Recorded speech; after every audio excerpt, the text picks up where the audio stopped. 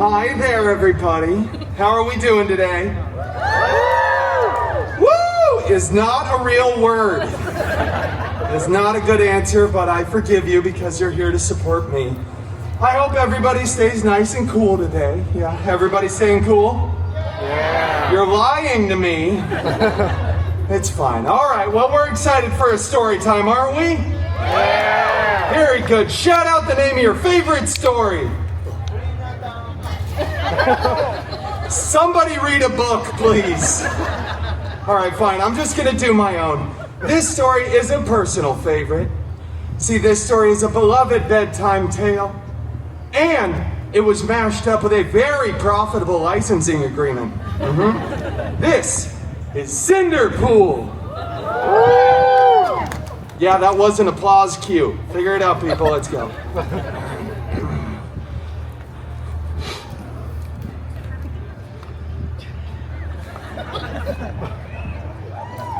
Thank you. Once upon a time, you know, it just doesn't feel right when I do that with myself. We should all say those magical words together. Ready? Once upon a time. I said together. You were almost doing it in a round. That was so poor. All right, I'll just do it myself. Once upon a time, Cinder Pool lived in a big mansion with his step professor and step mutants. The biggest of those step mutants, Colossus, was always making up silly rules around the house, like make sure you close the window while the air conditioner is on, and for the love of Feige, would you stop Donald ducking around the house? Put some pants on. What is wrong with you? Anyway, the other main step mutant, Negasonic Teenage Warhead, who has 3 fans here today. She was always texting and rolling her eyes. She was so Gen Z. Both of these step mutants were very jealous of Cinder Pool because Cinder Pool had a much larger fan base than they did. Yeah, that's right, nobody came to Colossus's story hour. One day, an expendable and non-union extra went running in front of the mansion screaming King Thanos was going to have the biggest battle of Phase 3. And we all know that was the last good phase. Cinder Pool desperately wanted to go to that big battle, but Colossus said, "No. It is too dangerous, and you are not a good part of the team." Then he rips apart Cinder Pool's favorite costume, and Negasonic blasts it with her powers. It was so cool, so Gen Z, so on fleek, no cap, sigma, skibbity, Ohio. I don't know what those words mean either. Cinder Pool was distraught, vulnerable and exposed as he stumbled across the mansion grounds, weeping, desperately trying to get that Oscar.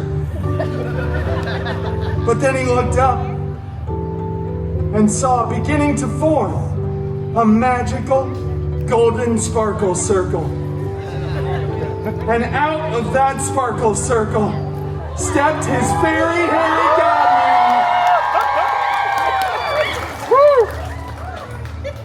Out of that circle stepped his fairy hairy god mutant, Wolverine! Oh, fairy god mutant Wolverine! I desperately want to go to the big battle, but my mean step mutants destroyed my costume. Shut up. He said lovingly. What? I'm doing the story, you know? It's a whole thing. I need a costume. You're my fairy god mutant. Use your magic wand. Do something with the pumpkin. Just get another costume then, and stop writing me into these stories. Wow, with that sage and somewhat Australian life advice, Cinder Pool ran to the wardrobe department, grabbed a new freshly laundered costume and headed to the big battle.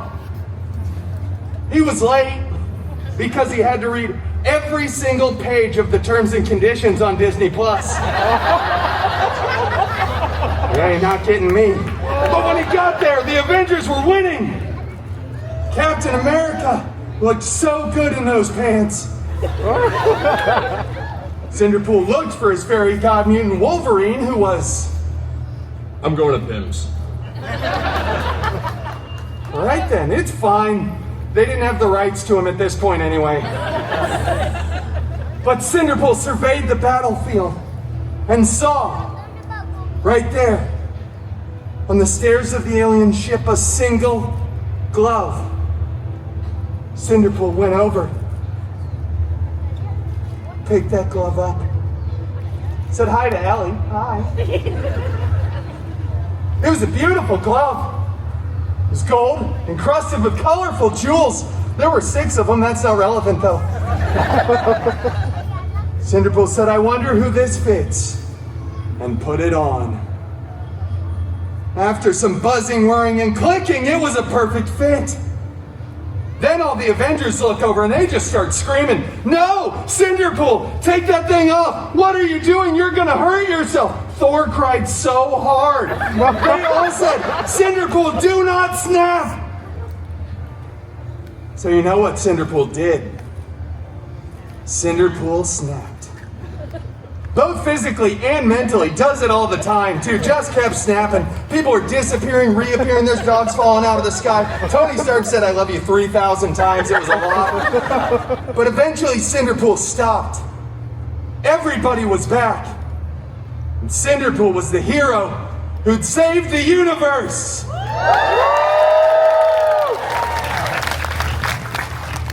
Then, all the Avengers tackle Cinder Pool to the ground, rip the glove right off of his hand, blah, blah, blah. Years later, they remake the film. They AI Tony Stark's head on my beautiful body. He gets to be the big sacrificial hero, and it goes on to become the most profitable film in the Feige universe, the FCU. But it's okay, because Cinder Pool went on to start his own film franchise, which breaks box office records. Woo! Right. It's Dan Cardigan. And they invited Cinder Pool back to the Avengers Endgame 2. Electric Boogaloo. And that, ladies and gentlemen, is the story of how Cinder Pool became the belle of the Avengers Ball.